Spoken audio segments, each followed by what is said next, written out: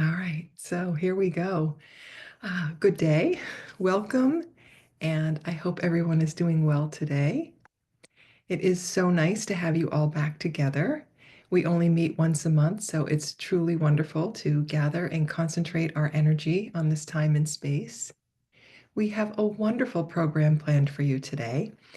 But before we get there, I wanted to just say a little something about this time of year, this time of Lent. It really is a time that invites quiet reflection and inner renewal and a deepening of our connection to what is really meaningful. And as winter begins to soften into spring, we're called to shed all that we no longer need, that no longer serves us. And then we can make space for new growth, both in the natural world and within ourselves. It's also a simple season, so we can say it's a season of simplicity, preparation, and hopeful anticipation. And in that spirit, what I would like to do is invite each of you to make space for these new ideas and inspirations so that they can take hold inside of you. And then this beautiful garden of wisdom that you are cultivating will be a tremendous field of blossoms for all of those that you support and mentor. I'm going to begin with the verse now, and then I'll give a brief overview of what this session will be. So as usual, I just like to step off camera for the verse, and I'll be right back. May wisdom shine through me. May love glow within me. May strength penetrate me, that in me may arise a helper of humankind, a servant of sacred things, selfless and true.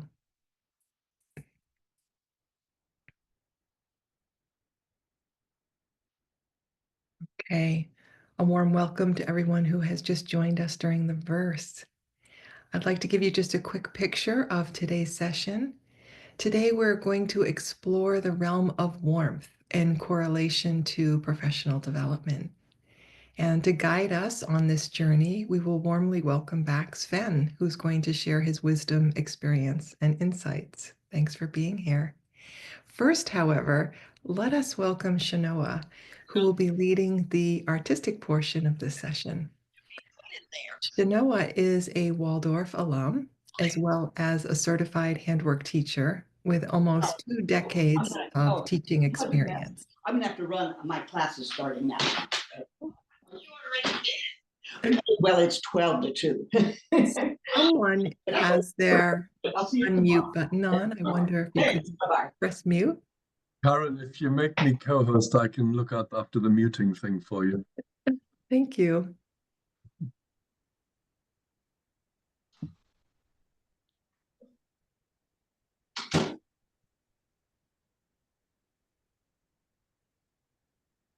Sorry, it's not letting me do that, but it's quiet now, so maybe we'll be okay to continue.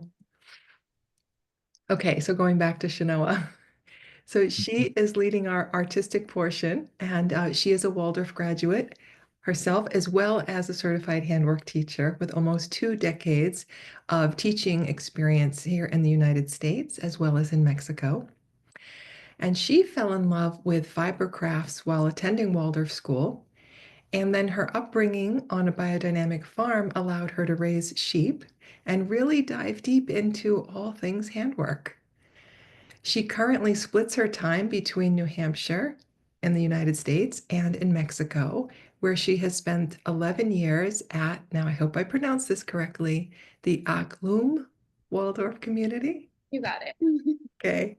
And Shanoa also shares her love of handwork online and offers interactive classes for adults and children worldwide.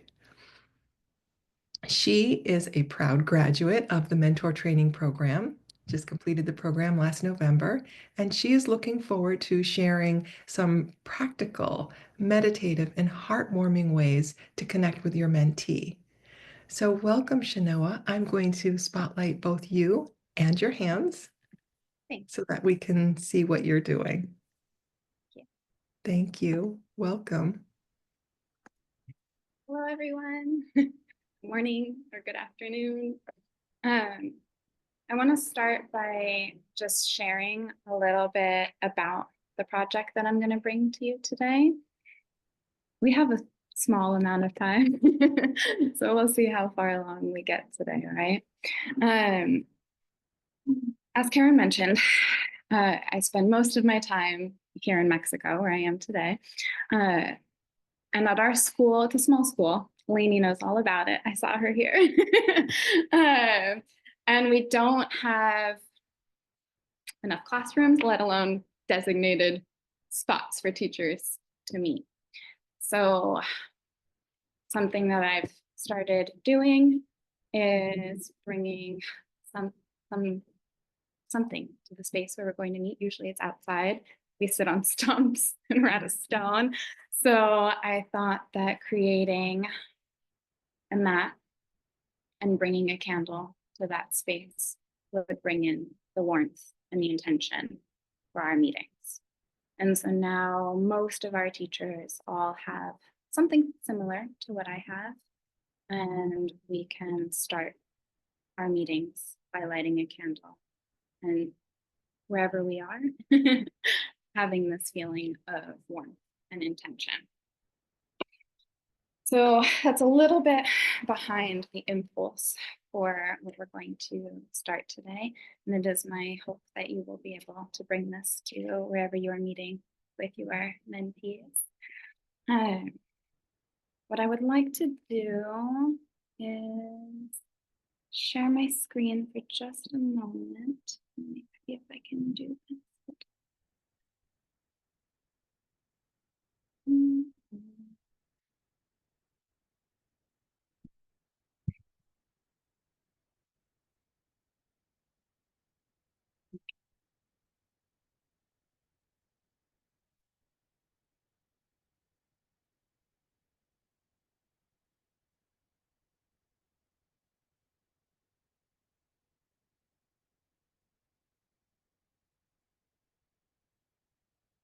So this project was really part of my final when I was in the mentor training last year.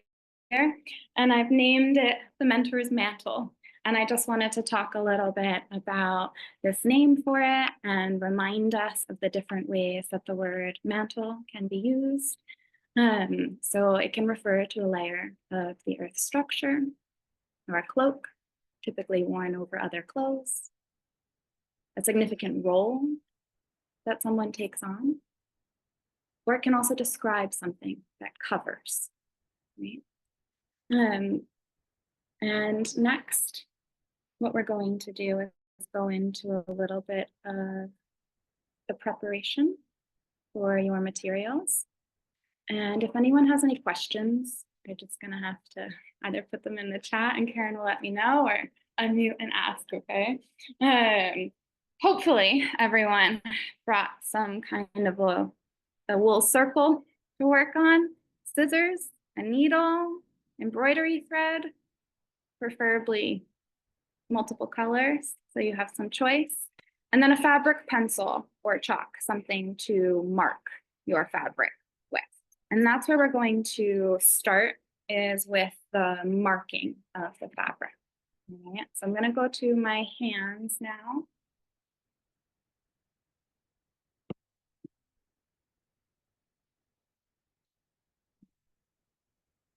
On my little mentor's mantle here, I have 7 points as we work through the 7 life processes here. And so what I would like you to do, without overthinking too much, if possible, is to mark a line.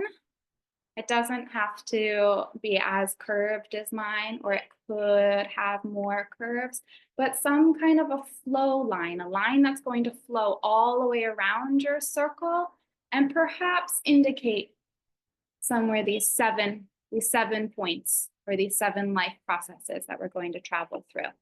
So sometimes to help myself on the outside of my circle, I'll just kind of make these little marks or ticks and divide it into 7. And then I'll simply flow around, going up above my little marker tick, and then down, and then up above it and down. And you can see that mine are not evenly spaced, right? This is just freehand work. The same thing with this one. If you look closely at it, it is not perfect, right? But it is just a flow line that we're going to create today. So I'm just going to give you a moment or two to create your flow line. And if you have any questions at this moment, just let me know, okay?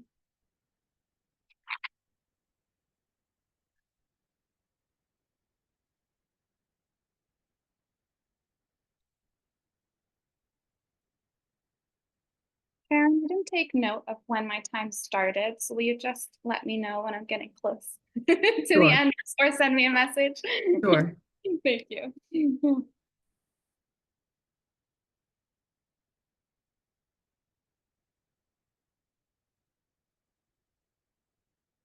As we work today on our flow line, I'm going to go back to sharing.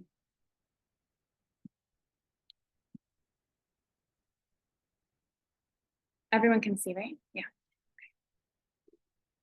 We're going to do something that I call flow stitching. It's really, we're going to be working with the running stitch. I'm sure everyone here is familiar with the running stitch, right? We're just going to work up and down, the most simple of all the stitches, right? But we are going to be working slowly and carefully with a lot of intention and repetition. And what we're hoping will happen is our breath and our hands and our heart and our minds will be able to settle as we work on this, right? And we'll be able to actually enter into a flow state. The amount of time that we have today is short, but even if we don't finish during our time today, I'm hoping that you'll be able to work on this before I see you again. I'm going to just remind you as you sew today, not to get stuck on the perfection of your stitches, right? Really just try to keep continuing to stitch, all right? We will work with the running stitch. My stitches are about the size of a grain of rice, I would say. So you can hold that in mind as you go to do your stitches. And of course, we will have our knot on the back side of our thread or the back side of our fabric, and the thread will come through to the front as we begin. Right? And I will show that from my hands once it's time for us to start.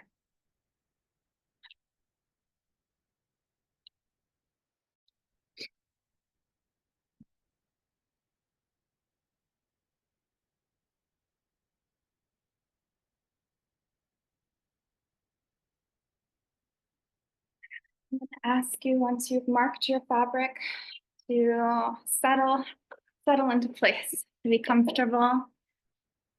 Relax your shoulders. Often in handwork and other classes, when we're doing something new, we tend to tense up a little bit and our shoulders rise. So just remember to sit comfortably and to relax your shoulders.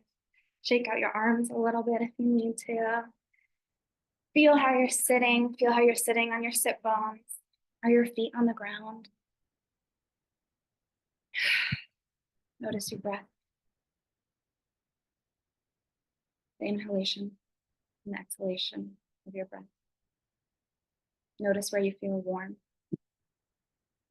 I'm in Mexico and warm all over, but I heard it's very, very chilly in New Hampshire, so Karen might not feel the same way. Do you feel the sun on your skin? Maybe your feet are in cozy, warm wool socks. Maybe your fingers are warmed up from touching your wool felt and marking your 7 points in your flow line. What I would like to do is light my candle, and I'm going to read you a verse. And I'm going to share just a few thoughts and indications for the first color that I would like you to use while stitching. And then we're just going to work quietly for a few minutes on our stitching.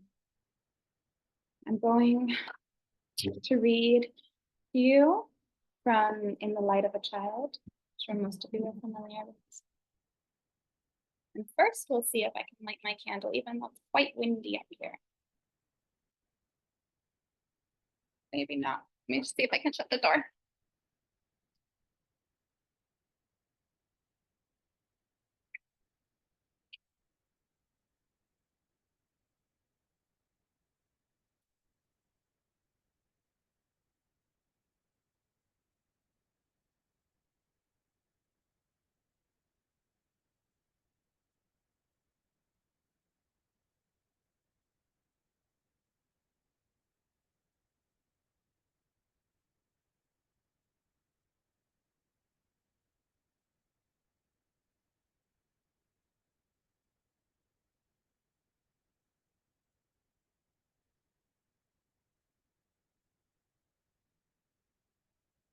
This is the verse for the second week of April. And I want you to listen to the words that are in this verse. I was so pleased when I opened the book. Angels down to me are bending, always with me. They are ever caring, tending. And around me, woven out of love, their flowing mantle they are lending. I am their child. From out their house of light my soul has wended. Born of the sun, my seed upon the earth descended. Good fruit it must bring forth before my life is ended.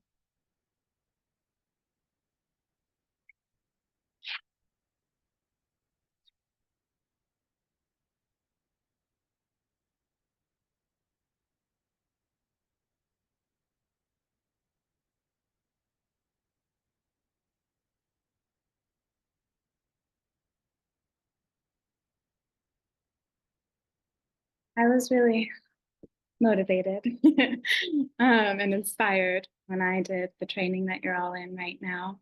And this was a part of my final project. And once I started looking at the 7 life processes, I started connecting them to many different areas. And so I want to share with you a little beginning of what I put together.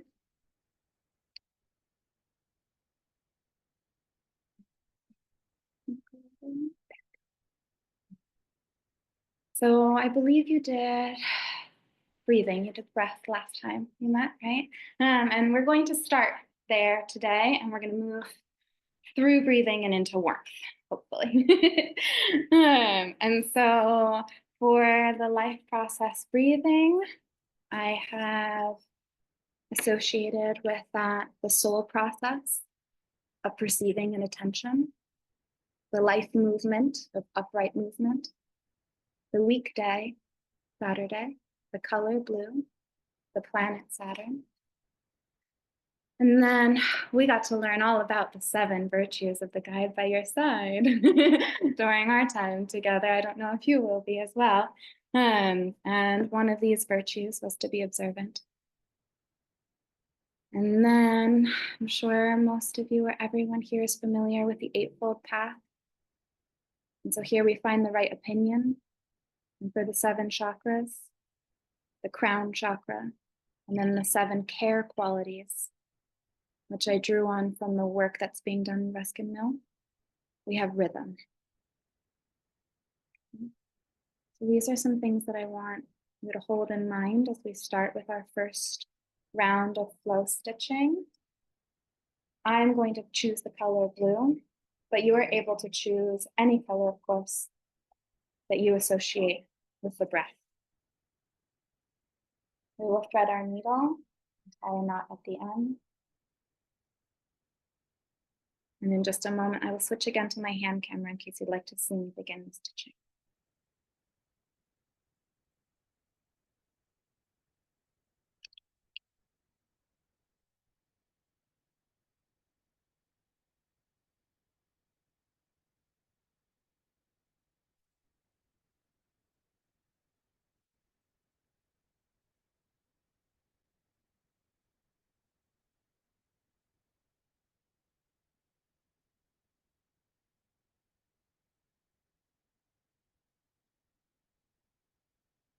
Simply going to begin anywhere I would like, coming from the back through to the front. I will make my first stitch about the size of a grain of rice.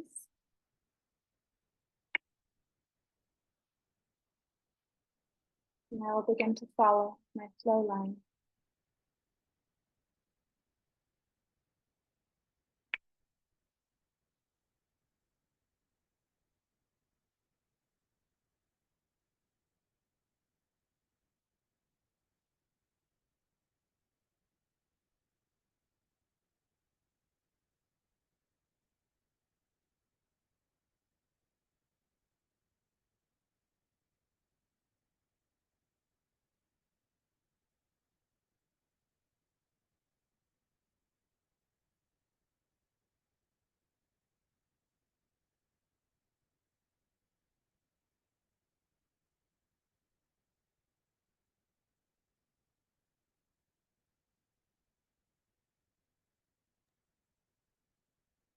Shanoa, with about 5 minutes left, will the intention be to just really get started with the breathing, and then you'll just I suggest think, I think then perhaps we'll work on just settling into our breath and the flow stitch. And then in about, let's say 3 minutes, I'll give some indications for the warming round, and that can be left as homework.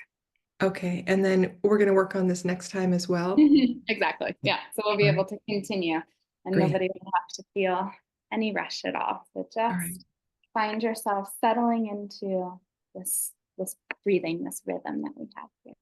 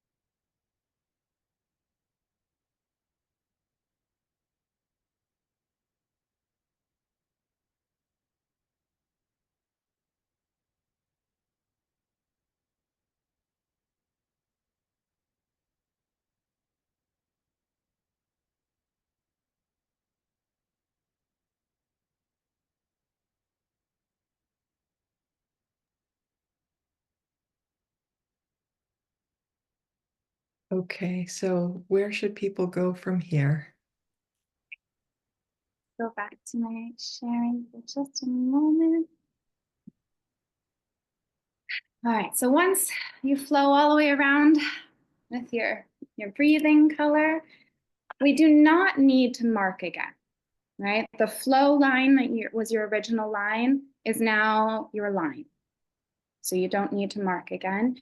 You will simply work with your next color, whichever color you're going to associate with warmth, beside the line that you have done, right?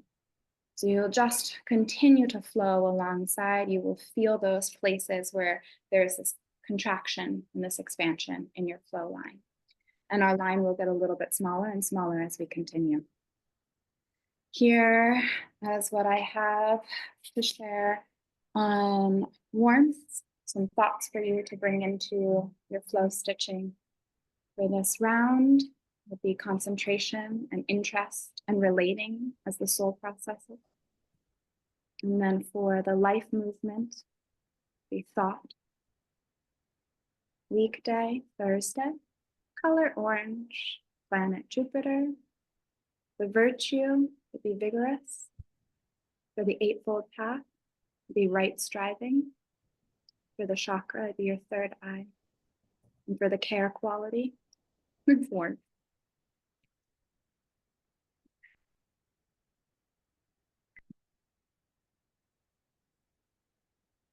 That is beautiful. Thank you so much. Thank you for having me. Yeah, we will see you next time, Shanoa. Thanks for being here. And everyone else, hopefully you have something beautiful started. And as you know, we'll work on this again next time. I imagine some of you have the inspiration to want to finish it right away, and others will be okay with putting it aside. And right now, I would love you to turn your attention to Sven, and I'm going to spotlight you, Sven. Welcome. Thanks for being here. There we go. Thank you very much for inviting me again.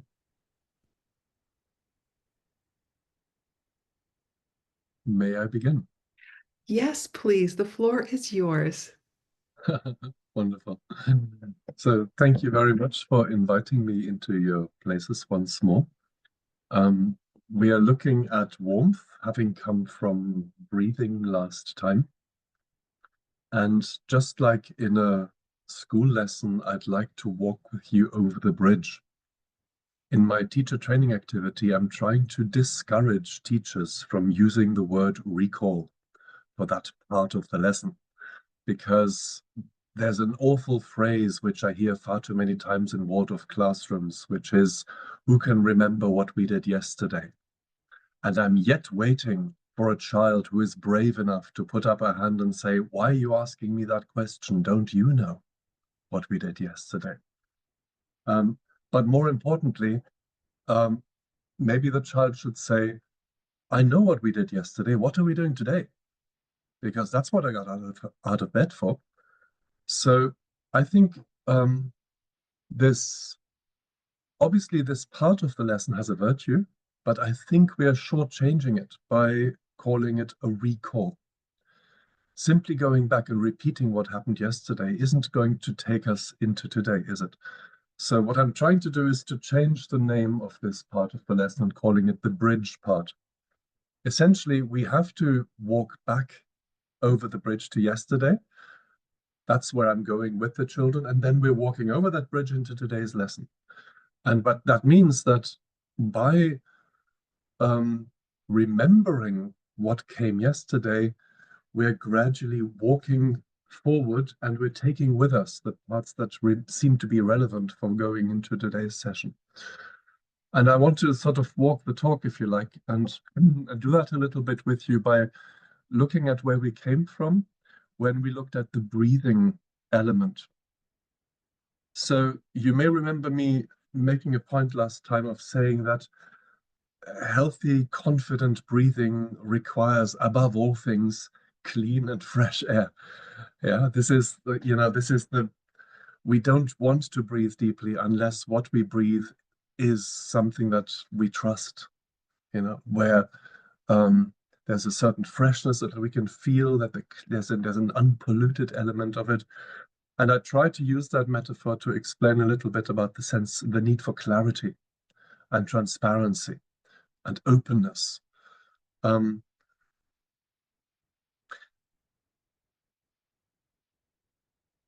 There was a movement coming out of the Middle Ages into the modern times in European/American culture, where people were trying to fight against the murkiness of the old power structures.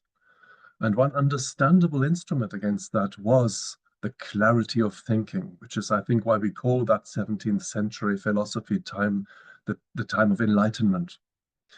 And it certainly moved us forward tremendously by encouraging people to trust in the power of their thinking. This became very existential with Kant when he said, with Descartes when he said, I think, therefore I am. And so the idea that thinking is to be prized above everything certainly had its place, but we lost something along the way. We lost trust in our ability to feel, in pragmatic things, in heuristic things, in intuitive elements of our togetherness as human beings. And I'm a strong believer in the fact that survival of the fittest does not mean that those of us who are cleverest, strongest, or wisest are the ones who will survive and bring our species forward. I think it's the one with the best social skills, the warmest people. So I'm borrowing a phrase from one of my modern heroes. He's called Rutger Bregman, and he wrote a fantastically optimistic book called Humankind. If you've never heard of it, I warmly recommend this. Humankind, it's called. And in it, he argues that human beings are essentially good and kind and disposed towards getting on with each other. And he says the Darwin meant something else when he talked about the survival of the fittest. He said he meant that the people who fit in best are the ones who will be successful. So let's stop calling this a struggle for survival and instead call it a snuggle for survival. Yeah, those of us with the most friends will have most caves to choose from when the apocalypse comes. Need I say more? So you see where I'm going with this, yeah? So we're coming from the clarity of thinking and the reassurance it brings us into that element which we've been conditioned to mistrust for the last 200 years, the element of warmth and connection and feeling, for want of a better word. And I'd like to re-encourage us to take that seriously. I'm going to share my screen with you, and we're going to go backwards over the bridge just for a moment. You may remember that I talked a little bit about responsibility last time, and this question of professional development is something that needs to happen from two sides. Obviously, as a developing human being, which is all of us, but especially in this professional context, I'm going to invest in my own professional development with the help of my mentor. I quoted Joost de Blok to you last time, who runs this wonderfully successful organization in Holland, who said, it's not my job to motivate my staff. If they're not motivated, they're in the wrong profession. Yeah, he's talking about nursing there. And I think the same is true for teaching. But the school also has a role in insisting on professional development on behalf of from its people. So there's a dual responsibility. So if the school doesn't insist on it enough, the individual person still has to invest in themselves. If that isn't quite happening enough, then the school needs to insist on it. Ideally, the two elements hold each other in balance. And one of the things that is probably new a little bit about the approach I take here is that I try to use the same paradigms for the three gestures here. My personal development, the one-to-one help I give a mentee as a mentor, and the more objective, more distanced look I have when I go in for a supervision or an appraisal, should ideally be informed by the same spirit. I introduced a structure, a transparent and clear structure that allows this to happen cleanly.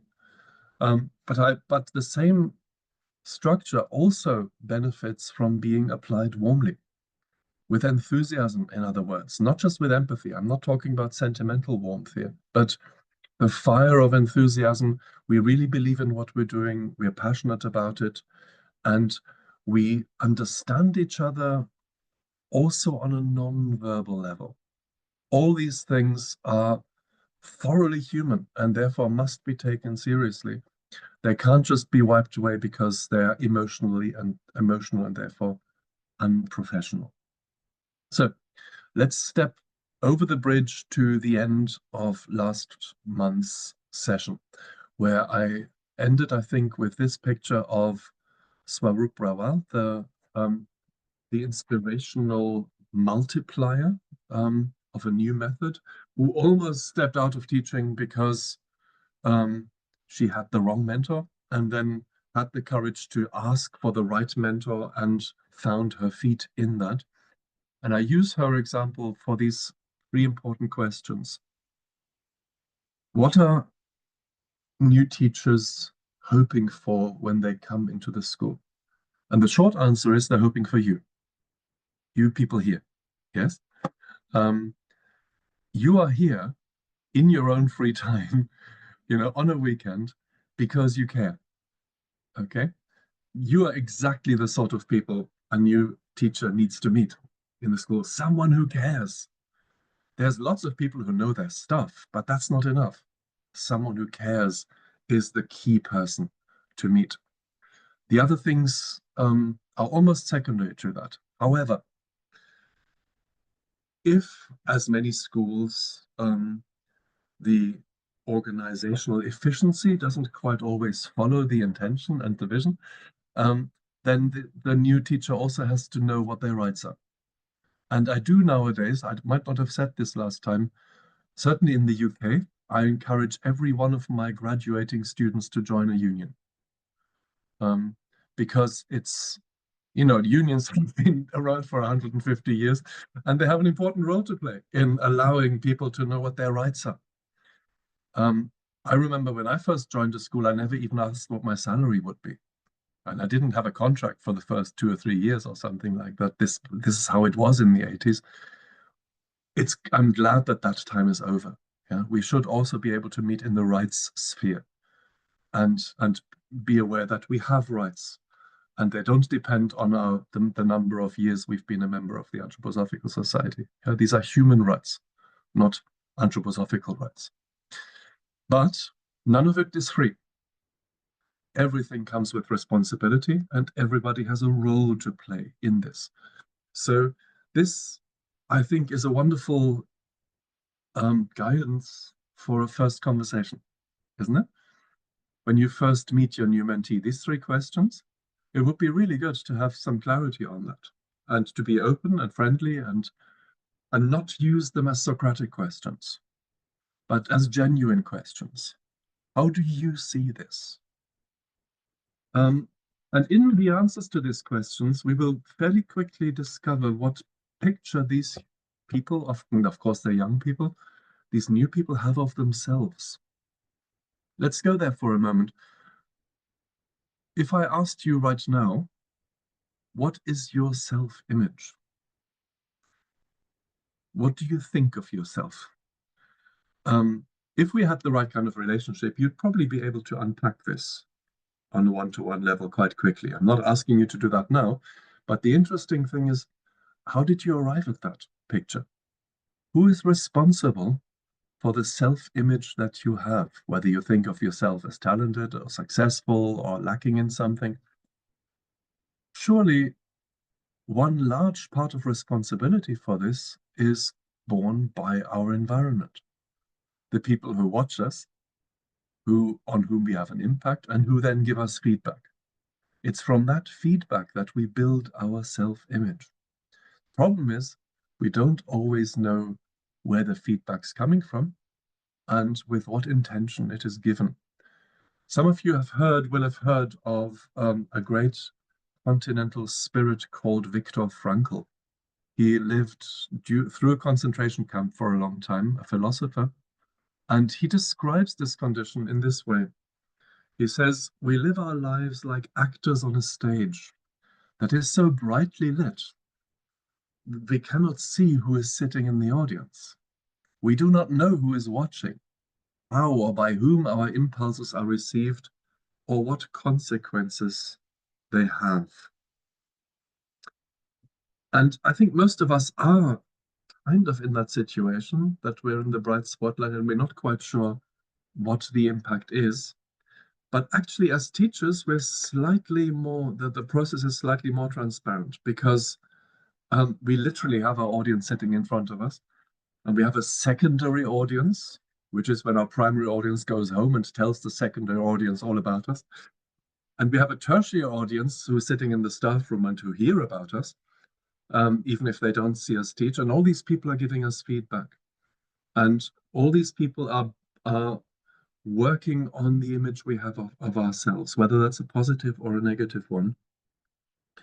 And when that feedback comes back to us, we would kind of hope that it comes with a certain amount of warmth back to us. This element of warmth is something Rudolf Steiner emphasizes in the 5th chapter of his book, Knowledge of Higher Worlds. Many of you will know this chapter. For me, it's the central chapter of the book, partly because it's so beautifully transferable to a non-esoteric context. So you don't have to be on an esoteric path to look at the validity of what he calls the 7 requirements. And in the 5th requirement, he says, no, sorry, in the 6th one, he says, nothing can reveal itself to us that we do not love. Nothing can reveal itself to us that we do not love. So if I want to get a proper picture of you, I actually need to let go of my own needs and expectations and try to see you. See you as you are, but also as who you want to be. I think that is what Steiner means here by love. It's not sentimental love. It's the altruistic element of love. So we let go of whatever we get out of it, and we see the other person for who they are trying to be. And I actually believe that we're better at this than we realize, because especially those of us who've been married a long time, this is how we see our partners. Yeah, they irritate us daily, but they also please us daily. But our real appreciation for them has nothing to do with whether they irritate or please us. We know our partners so well that we see who they're trying to be. You know, this is the real love that brings us together. And of course, as teachers, we have this picture of our children all the time. Yeah. If we had to really form an opinion on our children based on the way they behave in the classroom any given day, we'd be flip-flopping to and fro all the time in our picture of them. And the reason we don't do that is because we see who they're going to be, who they're developing. And that's an act of love, isn't it? It's even more powerful with our children than with our partners, because we don't really want anything from our children, from our pupils, I mean. Yeah, this is a really one-way relationship that we have with them. We're not getting anything out of it, not really. Or at least we can't rely on the fact that we do. So, taking this statement by Steiner, that warmth, love, is an essential element for understanding something. Yeah, I would say warmth is the life process which enables me to connect. Yeah, it helps me to connect with people, and that goes beyond the purpose of understanding. And here's a slightly scary picture of where that needs to play a role. So we're going back a moment. Last month, I outlined this process of appraisal to you and how we can keep people safe. Now this, and don't worry about there being a lot of text. You will get this on the, as materials. This is the parent and pupil part of it. I'm actually asking for feedback. Yeah. So if I'm doing a supervision of a teacher, I'm not just sitting in their classroom watching how they teach. I'm also sending a letter to the parents of the children, asking them 2 questions. Is your child happy as well as challenged, and are they making progress? And secondly, do you feel the teacher is communicating well? And then they will communicate, not anonymously, with me as the supervisor. So with the colleagues who also teach that class and have a picture of this new teacher's work. And so will the pupils. From about middle school onwards, it's perfectly okay to say to the children, I'm doing Mr. So-and-so's appraisal. These are some questions. Can you fill in this sheet for me? Thank you very much. Yeah. And the thing is best done in a lesson, takes 20 minutes. And then you have really useful data at home. And your task now, as a mentor receiving this, is to A, anonymize it, and B, to give it back to this teacher who sees himself on the stage that Viktor Frankl talks about and is looking into the dark, and now lighten that up a little bit. Here's some feedback for you. And I'll be honest with you, I don't always get this right. Yeah. Some people make it difficult to be warm with them. I don't know if you've come across that. Yeah. I'm going into every single mentoring conversation I have with as much warmth as I can possibly muster. And some people shut me down. And they make it so hard because they say the wrong things, they become defensive, and I can feel cold creeping into the conversation. And when that happens, I'm tempted to use arguments. But I saw you do this, and he says that, and suddenly the warmth disappears out of the room, and light takes its place. And I'm trying to win a battle. of arguments between us. So this is the enlightenment coming back in. Yeah. But inevitably, unfortunately, that teacher walks out of the room sad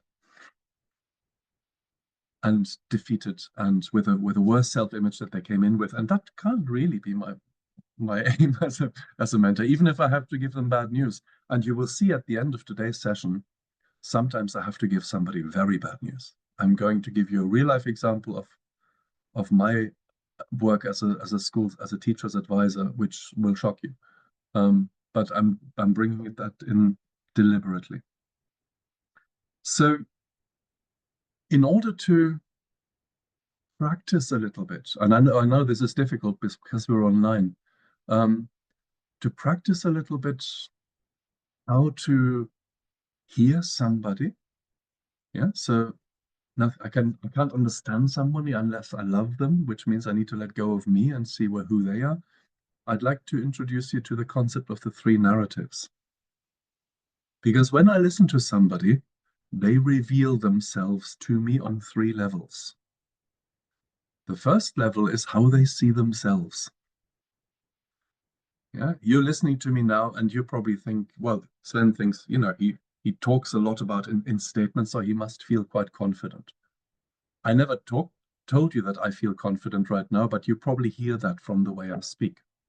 So you pick up how I see myself. You also hear that I make assumptions about you from the way I address you. Yeah, so some things that I've said to you, I just make assumptions about the kind of work that you do and how senior you are by blithely using anthroposophical terms, for example, and assuming you're familiar with them, that sort of thing. So I'm giving you that information too. But the third one's the most interesting. I'm also feeding the narrative of how I think you see me. Yeah? So you have a picture in your head of me. I don't know what that picture is, but I assume I know the picture. And I'm speaking to either change that picture or more often for you to maintain that picture. So all this is going on underneath my words. And if I'm a sensitive and an empathic and most of all an effective mentor, over time, I develop the ability to tell one from the other, to hear what is actually being said. This sounds very theoretical, but we're going to put it to a practical test in a minute. So I've just been in the lesson of a newly qualified teacher. Well, not that newly qualified. I think she's in her second year. She's called Karen. And I'm asking her to talk to me. Yeah, so she's just been in her main lesson and in her morning lesson, and it's after break, and we're sitting down, and I say to her, Karen, just talk me through, how was it for you? Yeah, how did the lesson go for you? And this is how she speaks to me. Well, I greeted the children as they came into the classroom. And then I remember being distracted by a parent who wanted to know whether I had spoken to the music teacher yet, because she does not want Lily to be forced to play the recorder. And I find it really difficult when parents confront me like that at the door when I'm trying to greet the children.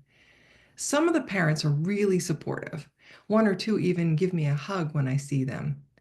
Usually I'm glad, though, when I don't get bothered.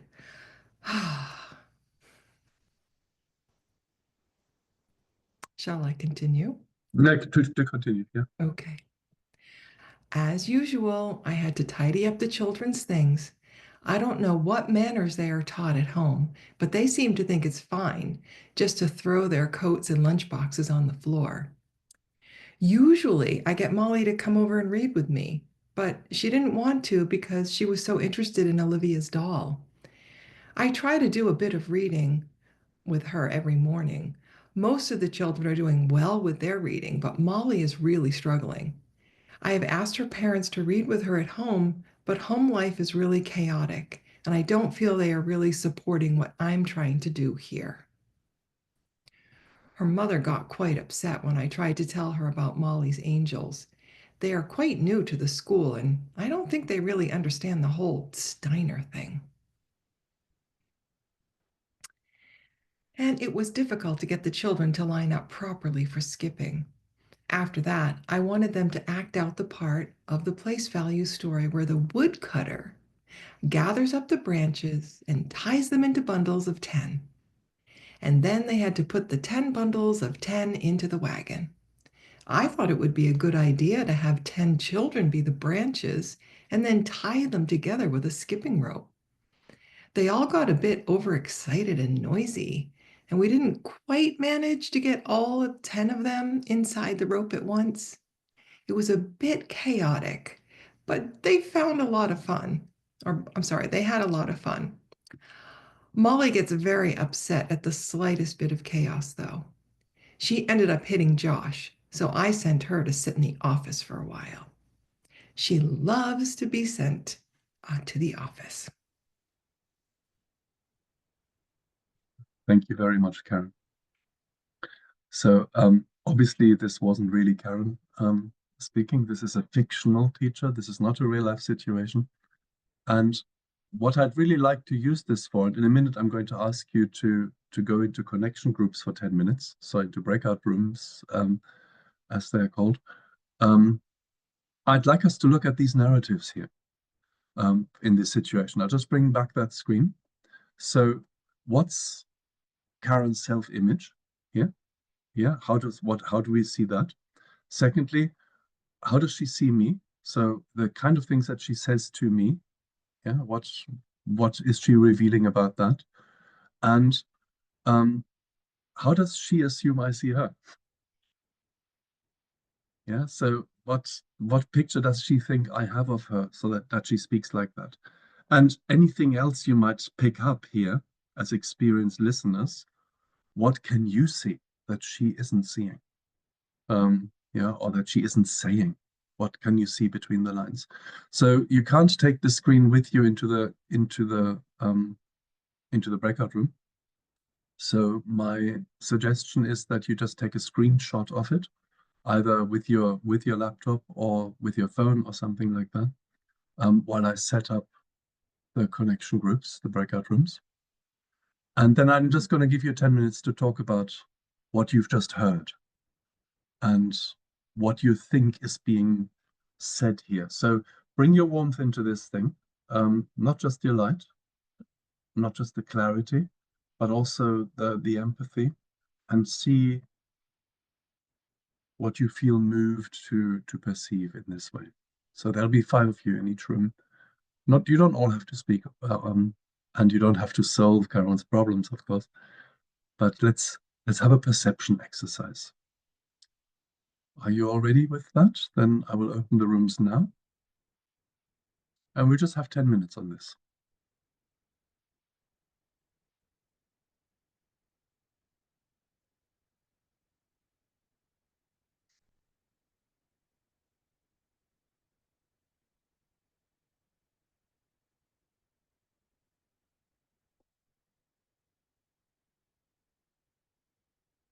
I'm going to stop this there now.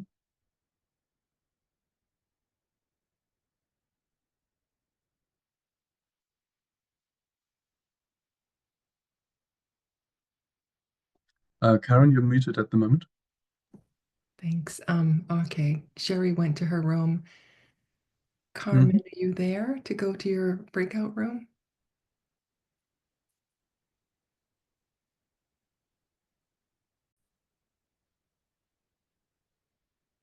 So welcome back. Thank you for tumbling back in so quickly. I know this is not necessarily that easy with 25 people, but I'd be quite minded to spend just a few minutes in asking you, what, after listening to Karen, what floated on top for you?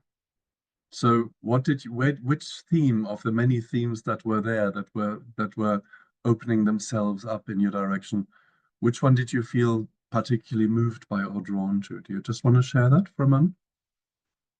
Just feel free to unmute yourself and say something.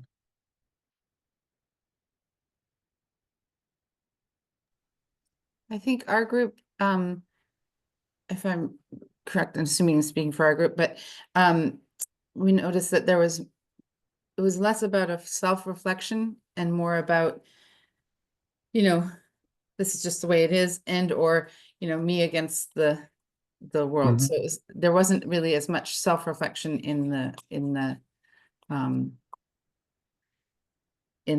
her recounting of the events.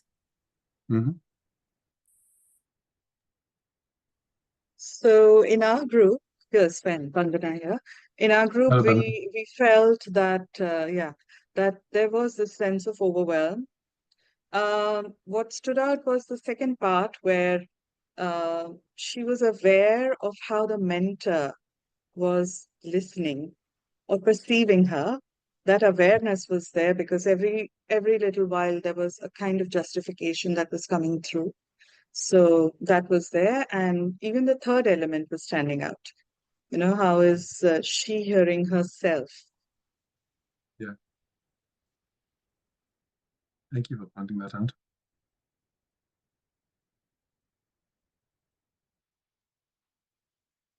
Anyone else would like to share?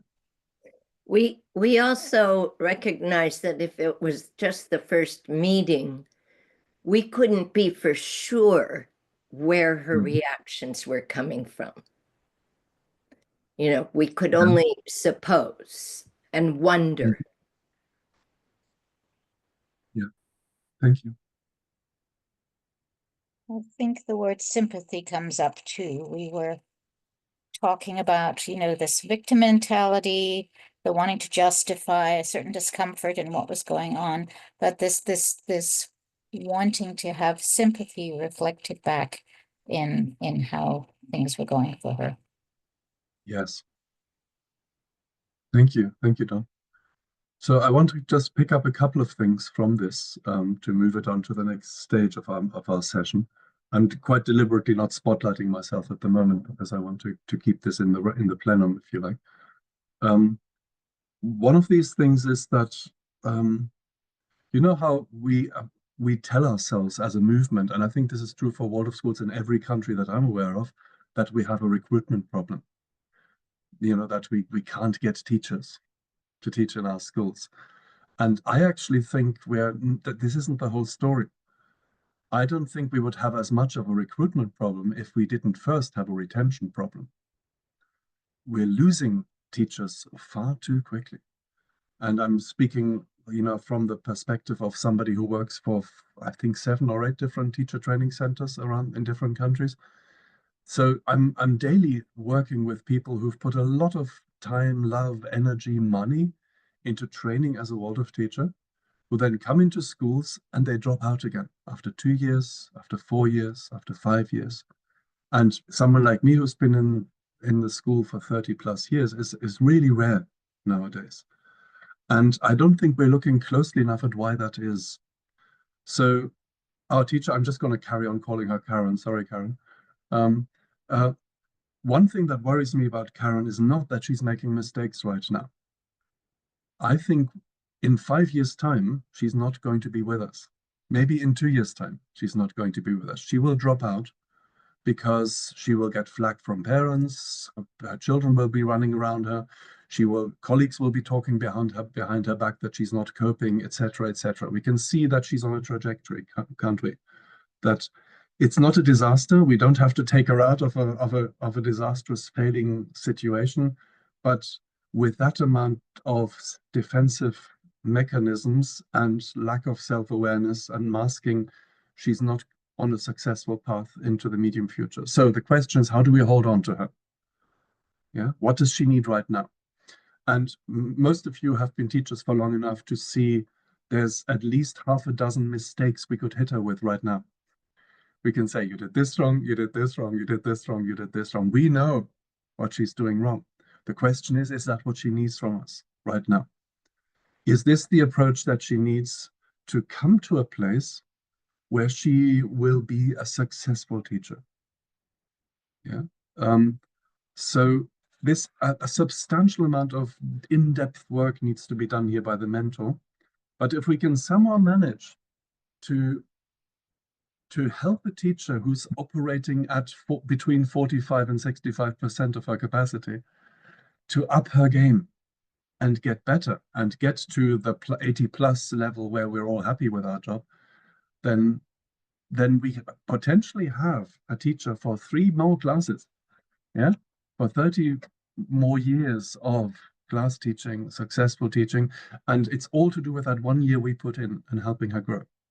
And it's not coming from a place of light and understanding, it's coming from a place of warmth and encouragement.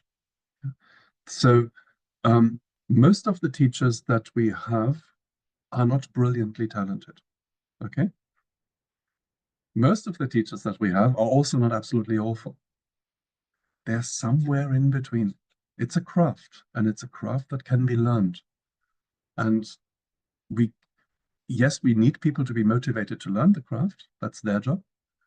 But to actually help them go in the right direction, in a helpful direction, that's maybe more our field as mentors. So I'm going to bring that back now to a more conceptual place, if I may. But I felt it was important to bring a human face to the conceptual element of our work, which of course, as you know, on this meta level, we have to talk conceptually. So the way this course is organized is it's based on the 7 life process. So I'm not going to spend a lot of time on this slide, nor on the next one, which is the translation of the 7 life into 7 learning processes. I'm just going to assume some familiarity on your part with this conceptual idea. Where I really want to go with this is how this translates into mentoring. So the equivalence, if you like, of certain things. This is where I want to go. And just now Sharon was quoting me actually when she talked about the 7 virtues of the guide by your side. So we have it here. So what you had on the right-hand side of the screen just now, remember you will get this, so don't worry about losing certain things that I'm skipping through. What you have here is what I think are the 7 qualities based on the 7 life processes that are needed in us. I talked about the quality of empathy already. The awareness, the ability to be where the other person is, and now that the element of warmth really comes in with my ability to connect, to be enthusiastic in seeing the other person's future potential. Once I've got that, I can allow myself to be very closely observant, yeah, to really see, to give myself that daily or fortnightly time to actually observe what's going on and to listen between the lines as well, like we just practiced. And then I have to be able to give her authentic feedback. What I mean by that is the kind of feedback that she can actually use. I once was mentoring a teacher who was struggling a little bit, a male class teacher who was relatively new in his job, so it was his first time around. And it was a vibrant, not easy class. I think there were 3 children at least who had one-to-one teaching assistants. So this was a challenging situation he was in. But one of his problems was that he was perennially underprepared. Yeah, so I felt that he wasn't putting quite enough work in at home. And of course, I could have just told him that, because I used to work 2.5, 3 hours every night, and why isn't he? Well, the reason is simple. At home, he had 4 children under 8. And when he came home at 4 o'clock in the afternoon, his wife, who was a very eminent, professional scientist on a mother break, yeah, basically said to him, "Here's your 4 children. I have some work to do now." Yeah, and he didn't get to sit down at his desk to start his preparation till after 9 o'clock in the evening. And this old narrative of the class teacher has a wife who holds the children away from him. This was a reality at some point, and I'm so glad that it's not anymore. This misogynistic expectation that somehow partners are the unpaid backup to the class teacher. If we want to encourage these people to live in modern relationships, we also need to make sure that they have realistic expectations of themselves. And this chap needed authentic advice from me. Sorry, my slide has gone awry. That he could use. Not that somebody without a partner, and with plenty of time could use, but that he could use to give his class the food they needed.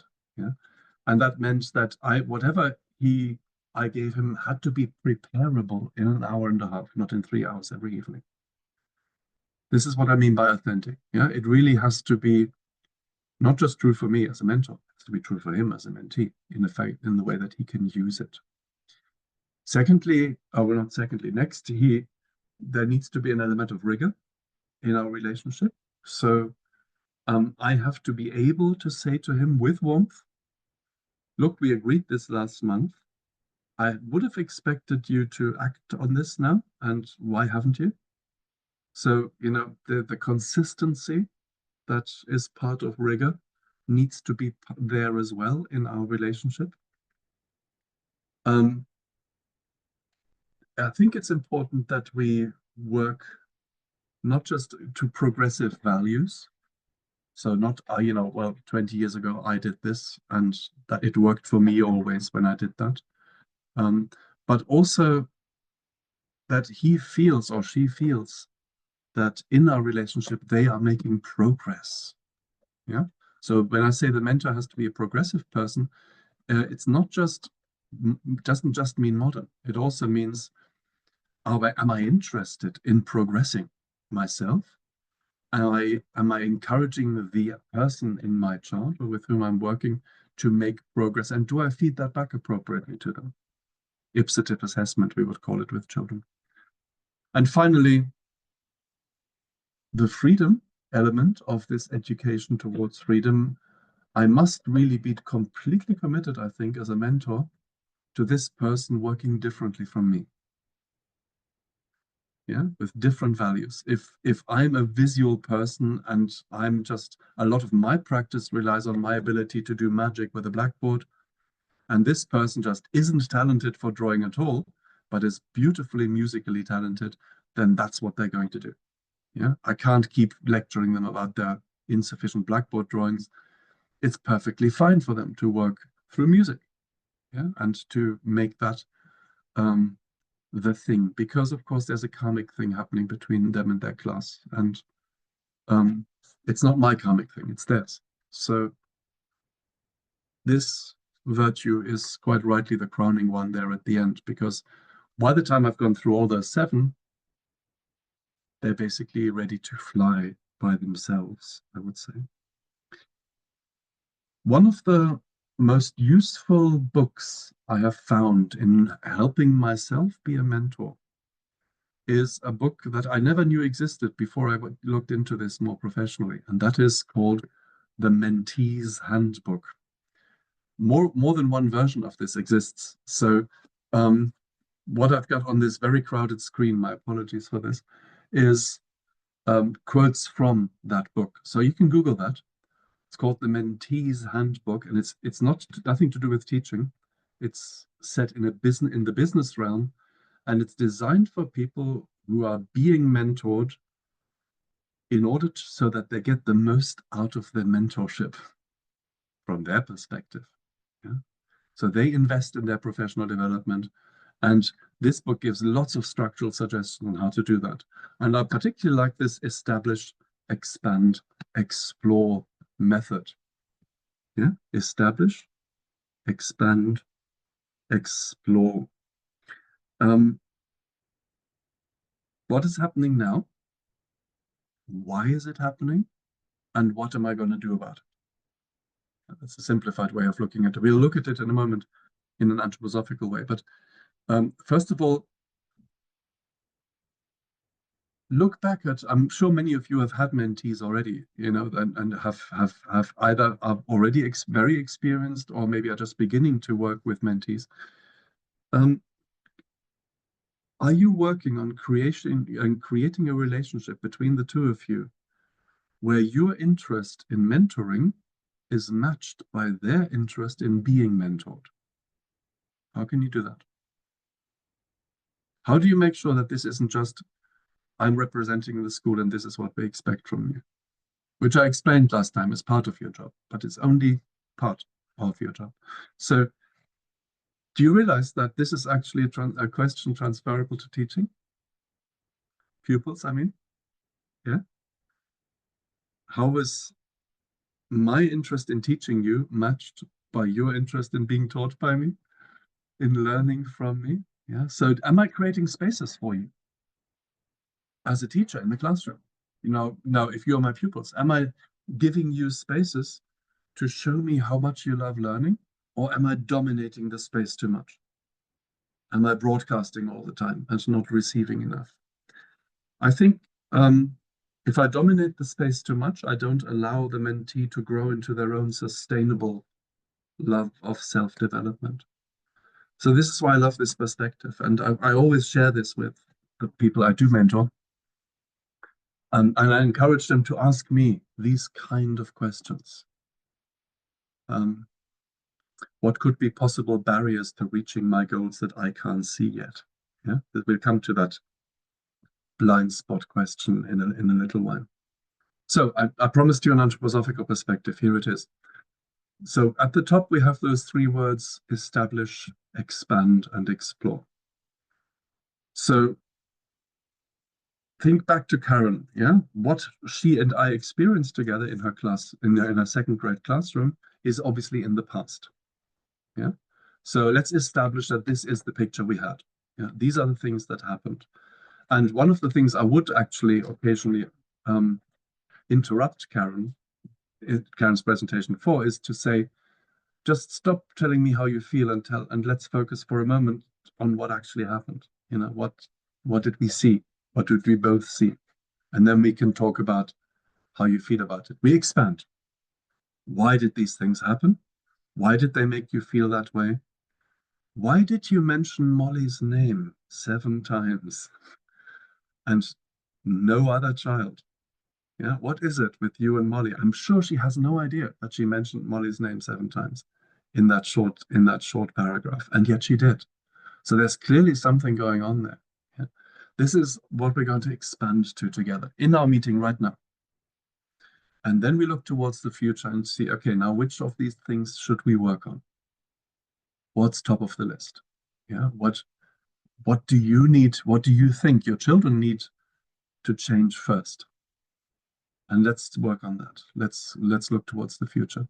And of course, what we have here is what Steiner calls the 3-stage rhythm. Yeah, we come to a judgment of we come to a conclusion by establishing this is what happened. We then move it around. We create a context for it. This is what Steiner calls judgment, and then we end up with a concept. Yeah, this is what happened. This is the reason it happened, and therefore something should happen now. Yeah, this is you could call this 3-fold rhythm also phenomenon, analysis, synthesis. Yeah? We experience it, we have a perception, we analyze what happened, and we synthesize those understandings into a new resolve. And the middle part, the pink bit, that's our work, isn't it? This is where we are sitting together with the mentee in a room discussing things. And what is the key quality here? It's feeling. Yeah. Is this a safe space? Does this feel okay to open things up? Remember how I made this point? I'm very happily repeating it again last time. Please make sure that the mentor and the supervisor are not the same person.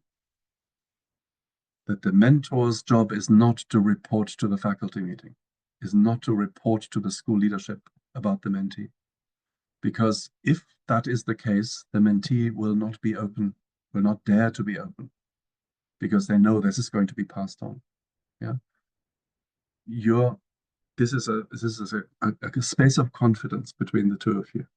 And only that way will the mentee experience it as that as well.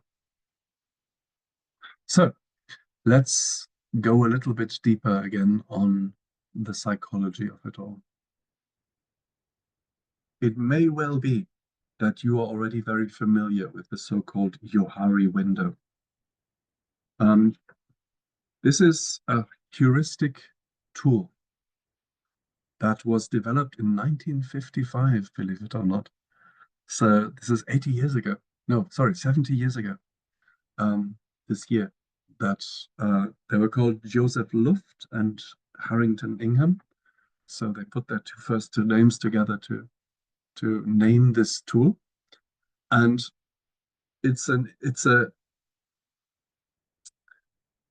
I love a heuristic tool. It's not perfect, but it's effective. Yeah, it's an it'll do kind of tool. And you don't have to have studied psychology in order to understand how it works and use it.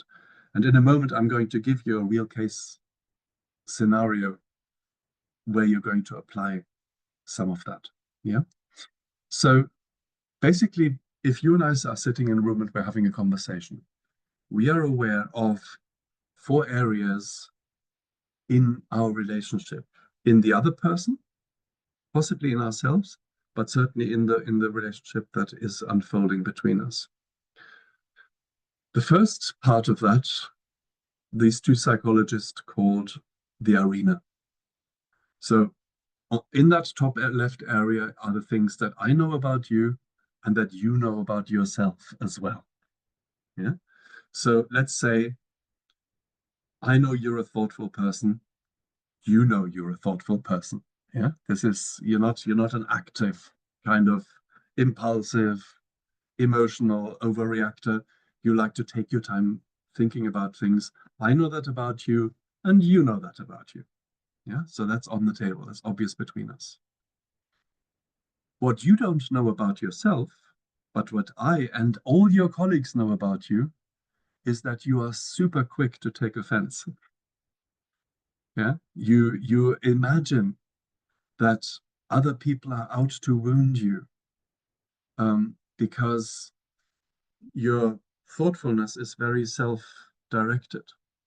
So you're because of the way you were brought up, your self-confidence is shaky, and you have this tendency to reflect deeply on things people said about you, and you see in that, and you see in things that might have been said thoughtlessly an attack, and you respond like that. Now, you don't know that about you, because nobody ever told you that, but we all know that about you. That's your blind spot, in other words. Bottom left, you know some things about you that I don't know about you. So let's say that we're having a conversation. Let's say you're Karen, for that matter, and we're having a conversation, and I'm saying to you, can you just stop being so defensive? And you start crying. And you burst into tears, and you can't stop crying anymore. And I kind of think, what on earth happened just now? Was I that rough? Was I that was I mean to you? Yeah. And of course, what I don't know about you is that yesterday your husband said, I think I want a divorce. You're not going to tell me that, but it's very much part of what's going on in you right now. Yeah. You only just managed to get through to break time today without breaking down in front of the class. You hadn't prepared your lesson. That's why you did that stupid thing with the rope tying around the children, which you thought of on the way from the car park into the building. Yeah. Because everything's full of my marriage is falling apart. But of course, you put on a facade. Yeah. This is clearly the main thing in your life right now, but nobody else knows this. Okay. So this is something that will inform not just what you do, but also how you talk with other people. And finally, there are things that I don't know about you and that you don't know about you. And this is the really exciting bit, isn't it? This is kind of this is the future part of your being in the school, of your being as a teacher. You know, where can you still go? And What can I do to help you? Not just, do the things that I would do, but do the things that you would do if you were a good teacher. So let's work on that together. Let's try and open up spaces where you haven't been before. Acknowledging the kind of things that are going on. So you realize this is a complex field, and most of us, although we may be trained mentors, are not trained psychologists. Yeah, I'm not here to save your marriage or even to give you any advice on that. That's, I may be tempted to, but that's not what our relationship is. Right now, I just need to acknowledge where you are and who you are, and help you and help your children, because I'm still more here on behalf of your children than on behalf of your higher self, of course. Okay, again, a lot of theory, but let's put that into practice. What I'm about to show you is what I experienced in a school quite a number of years ago, where I was invited as an advisor to work with a number of class teachers. I was only given one lesson per class teacher, so I wasn't invited to help a specific young teacher, but there were, I think, 8 class teachers in the school, and I was sent to 4 of them. This was on day 4. I was sent into 8th grade. What I'd like you to consider in a moment when we come back to this screen is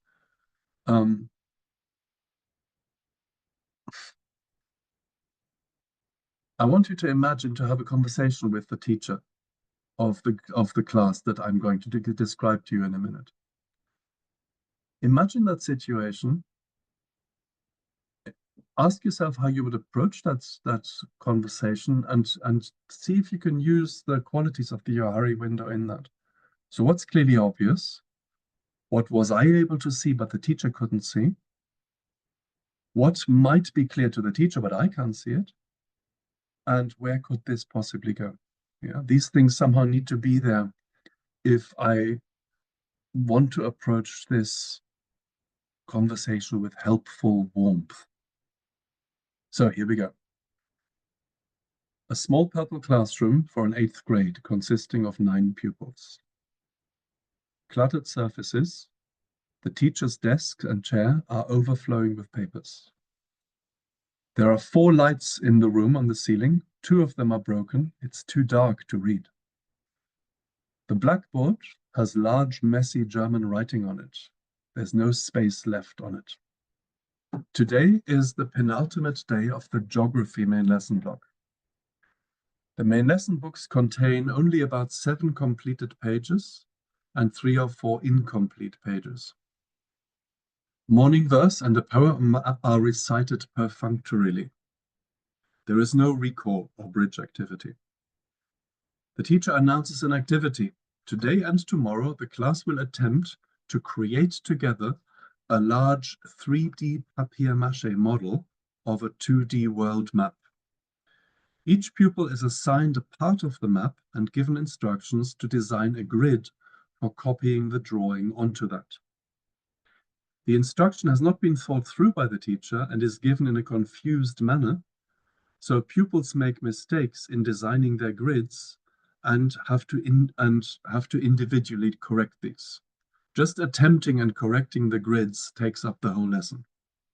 There is no bookwork, no new material, and no homework given. The pupils are compliant and pleasantly cooperative throughout. The teacher has never worked with papier-mâché before. The idea came to her spontaneously last night. And now comes the clincher.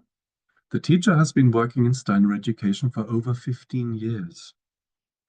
She volunteers the information that she feels stressed and has lots of distractions in her private life right now and is suffering from low confidence. Question is, how do I approach our conversation? Yeah. I've seen this. We are timetabled to have a conversation now. Where do I start? So I'm going to give you another 10 minutes. Could you screenshot this once more so that you can take it with you? And as I said, this is not a made up. Yeah, and I full disclosure here. This did not go well for me. Okay, I don't call this as one of my successes. The conversation that came afterwards, which is one of the reasons why I'm sharing it with you. But this is what we might encounter. So I'm hoping you had enough time to copy this down. So the question is, how do I approach the conversation? How do I go into this? Let's open it up. 10 minutes.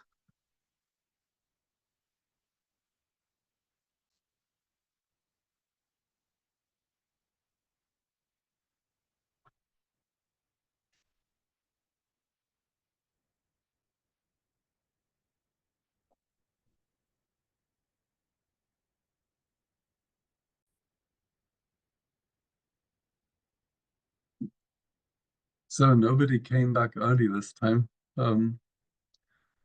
There's a lot to unpack here, isn't there? And I just wonder if we could just acknowledge our interaction with this situation briefly, if you want to. Either you can write in the chat or you can unmute yourself and say, of this list of things that happened in that classroom, what worried you most as an observer? What were you most worried about? Are we going to have enough time to hear how you went downhill with it? That's what I'm curious about. I'll make a couple of references to it, yes. Yeah. Well, we talked about in our group just, you know, the value of her being there for 15 years and so that she's a really great teacher, and that to approach with warmth around what, you know, asking what is going on for her and making connection around, yeah, that a couple of things might be going well, and yeah, what it is that where I could be helpful as her mentor. There are things that I could help her with or support her in. Thank you. Anyone else? The last one, the that she stressed in her personal life, and that and honoring, you know, because she's so seasoned, asking her what she sees instead of telling her what we see. Mm-hmm. I had a thought that came right as we were being led back into this room. We talked about a variety of things. One of them that seemed to be there was a sense of neglect from the state of the room and the state of lack of preparedness. And I wondered about the mentor helping her to reconnect with the children and find a pathway there. It's not about the things, it's not about the perfect lesson, but it's how can she find that connection to the children again to move forward? We had also mentioned that the children were compliant at a grade 8 level means that there's been something different before. Like couldn't probably have been that chaotic all their career, probably, if they were still compliant, because you don't go through grade 7 with and I mean, I think that there would be more behavior issues if there was not a love for the teacher and an appreciation, I think. And that kind of indicates in terms of your classroom management, if there's an appreciation, either that there's a really strong love for the teacher or that there's a recognition that this is not quite the norm and that they have that relationship. They do have a relationship there. Thank you, Molly. I'm going to pick that up and because I want to run with that for a moment. It's interesting that you made that conclusion, because I drew the opposite conclusion. And my main mistake was to lead with what worried me most in the conversation. And what worried me most was the attitude of the children. They were being given, you know, one of the worst lessons of the year. Clearly, you know, everything went wrong. You know, a series of wrong choices, poor handling, you know, you name it. There was almost nothing good about this lesson, okay? Or about the planning or the execution. And the kids were absorbing all that easily. And to me, that made, I drew from that the conclusion that they're used to this, that they have low expectations of what's going on, which is why they're not kicking up. You know, they're 14 years old. They should be somehow giving expression to the fact that they're being undertaught, you know, that they're being patronized in the wrong way by a teacher who doesn't know what they're talking about, etc., etc. And none of that was happening. And the conclusion I drew from this observation was that this had obviously, well, I thought, been going on for years, which is why for them this was normal, and that really worried me. And I shouldn't have started the conversation with that. You know, it went well, but it was much too big a gun to wheel out, because it really further undermined her poor self-esteem already. I should have worked with the way that I worked with the fictional Karen, and allowed her to unpack and just listen. Yeah, and slowly led her to increasing levels of self-awareness, because I don't know at the moment whether she was a good teacher for 15 years. I just know she was a teacher for 15 years. But I've been a Waldorf teacher long enough to know that I have been colleagues with bad teachers for, 10 or 15 years, who just were allowed to continue to be bad teachers for all that time and never challenged on it because of how many friends they had, or what their charisma was, or the anthroposophical standing, whatever it was. So it's not like this doesn't happen in our schools. Yeah, but while we can all see with a light of understanding the poor choices she made, I wouldn't want my child to be a pupil in that, my physical child to be a pupil in that class. This is not a helpful perspective right now. My role in this is to help her grow. And so warmth is needed to temper the light of my understanding. So in the last 5 minutes, I just want to bring one more structural tool that I haven't talked about yet, and share that with you. I referred to it briefly in the first session, and this is the element of journaling as a help for self-reflection. Very few teachers I have worked with afresh, where I've come to a situation where they were already teaching in a school. Very few teachers were practicing this. So clearly they hadn't been taught to do this in their teacher training, to have an element of reflective and reflexive practice, where on a daily basis you look at how did this go down, and therefore what am I going to do next? Reflective, reflexive, yeah. And one way of bringing that in is not to say you should do this, but to actually do it with them in the mentoring sessions. So each of you has a journal. Before you have your weekly meeting with your mentee, you consult your journal. You look at what was written down last time, what you were hoping for to do this time. So what did you plan, or what seeds did you plant for this week's meeting? During the meeting, you have the journal open there, but only take notes if it's absolutely necessary. So, see if you can have a living conversation, because if your session is scheduled to finish at 11:45, try and finish it at 11:38 instead. And give yourself the last 5 to 7 minutes for journaling. Yeah, let's now both write down what we got out of this session. Mentor does it, mentee does it. If it takes you 3 minutes, then you've still got 2 minutes to share your notes with each other. Yeah, and you don't even have to make a big thing of it. Just do it. And maybe when you review your mentoring meetings after 3 months or so, you can draw her attention or his attention to the fact that this is actually quite an effective way of considering on a regular basis, on a habitual basis, on an etheric basis, how you're working with yourself. Yeah. So this, in Viktor Frankl's picture of I'm on a stage and people are watching me from the darkness, I mentioned the parents, I mentioned the children, I mentioned the colleagues. There's also my higher self. Yeah. I'm not I'm the one that walks beside me. And I'm activating my higher self by engaging in self-reflective journaling. And this bit of writing down is just it's a wonderful gift that you can give as possibly a lifelong habit to the person that you're working with. Okay.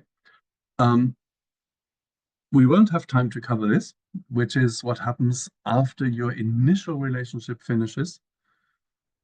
What's happening in your school as a peer mentoring system?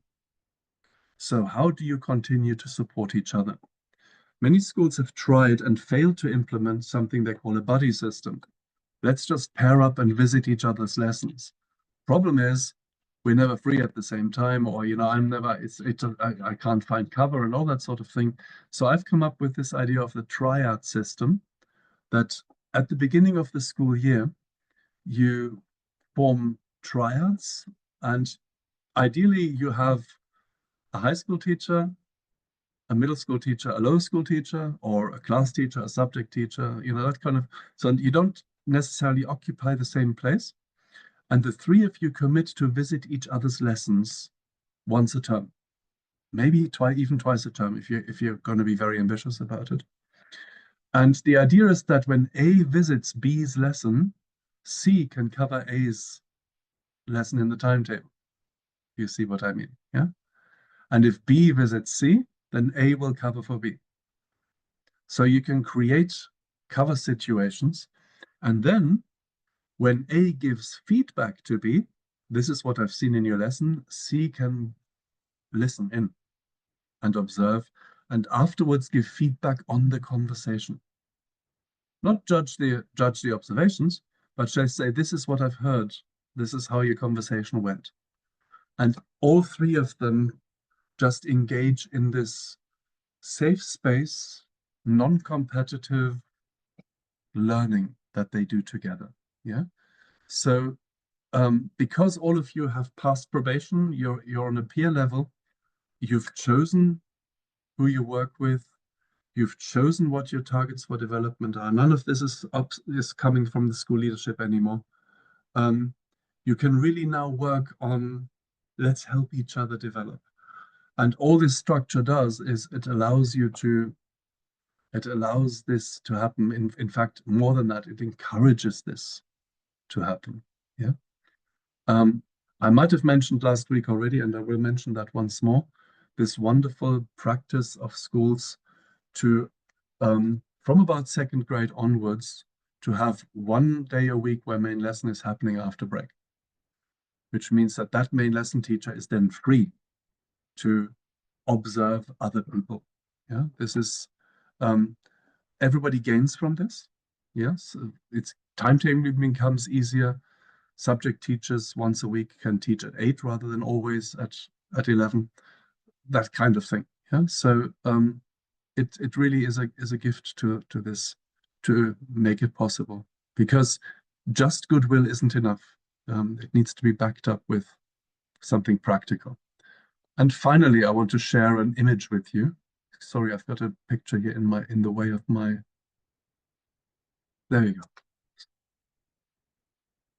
I'd love to now do this actually with you. I've built this tool when I do mentoring trainings in person.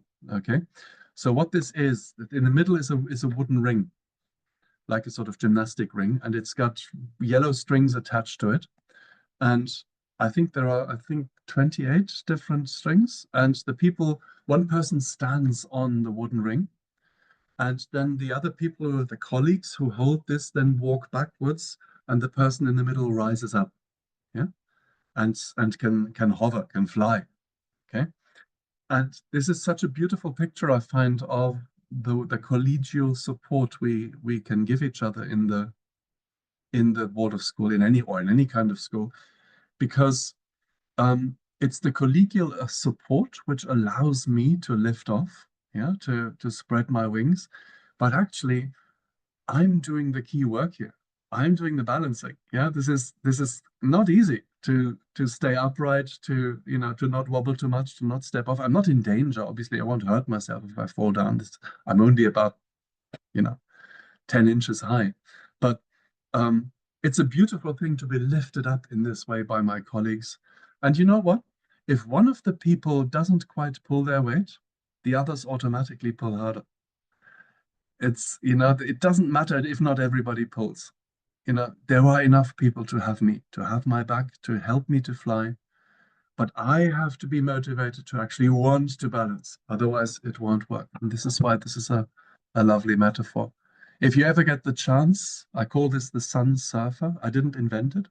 I saw it with a number of Dutch people and then copied it. Have a go. It's just wonderful both to participate, being in the center of the circle, as well as to be on the periphery. So thank you very much. I'm going to send the materials from these 2 sessions to Karen so she can pass them on to you. And I wish you much joy in this wonderful job that you're doing, and much joy with all the subsequent courses that are following mine. Thank you. Wonderful, wonderful. Thank you so much, Sven. We're so grateful. All right, everyone. I'm going to close off with these final words from Rumi. After I remind you that we will gather again on Saturday, May 17th, same time, same place. And if for any reason you have not yet signed up for the summer housing and meals, please do so. We're already getting limited with housing. With meals, you can sign up anytime, but it's good to get that in soon and arrange for your lodging when we come together in person. All right, so these final words, my friends. Yesterday, I was clever, so I wanted to change the world. Today, I am wise, so I am changing myself. Best wishes, everyone. Take really good care. Bye-bye. Thank you. Thank you very much. Thank you, you. Karen. Thank you, both of you. Thank you all. Thank you. Thanks a lot. See you soon. Karen, with the materials, are they just posted on the Google Doc or? There I is was a looking resource. for- There's a resource folder, Mhm. and I'll show you what that is. It's in some of your emails, but I can also send it. Let's see. Is there a link, maybe a link on the main Google Doc to the resource? Not sure how to do it. Probably not. It's probably all in an email, but let me just get you there. Thank you.